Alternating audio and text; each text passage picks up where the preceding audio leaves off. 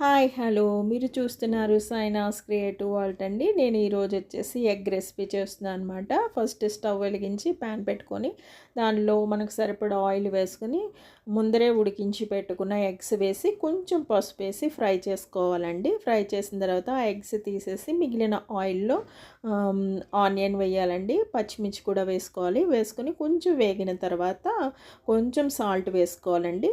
Salt వేసుకున్న తర్వాత ములక్కాడలు వేసుకోవాలి. ములక్కాడలు వేగడానికి స్టవ్ సిమ్లో పెట్టి మూత పెట్టుకొని ఒక 10 నిమిషాలు ఉడికించాలండి. ఉడికిన తర్వాత బంగాళదుంపలు కూడా వేసుకోవాలి. బంగాళదుంపలు వేసిన తర్వాత కొంచెం పసుపు వేసుకొని మూత పెట్టి ఒక 5 మినిట్స్ ఉంచాలండి. ఉంచిన తర్వాత కట్ చేసి పెట్టుకున్న టమాటాలు కూడా వేయాలండి.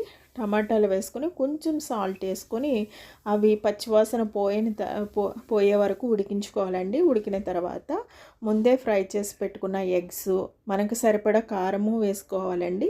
వేసిన తర్వాత అవన్నీ పూర్తిగా కలిపిన తర్వాత వాటర్ పోసుకొని మన గ్రేవీ వచ్చే వరకు ఉంచుకోవాలండి. ఉంచిన తర్వాత లాస్ట్లో కొత్తిమీర వేసుకోవాలండి. అంతేనండి, రెడీ అయిపోతుంది ఎగ్ రెసిపీ వచ్చేసి. మీకు నచ్చినట్లయితే సబ్స్క్రైబ్ చేయండి. థ్యాంక్ యూ ఫర్ వాచింగ్ అండి. Please like, share and subscribe అండి. Thank you.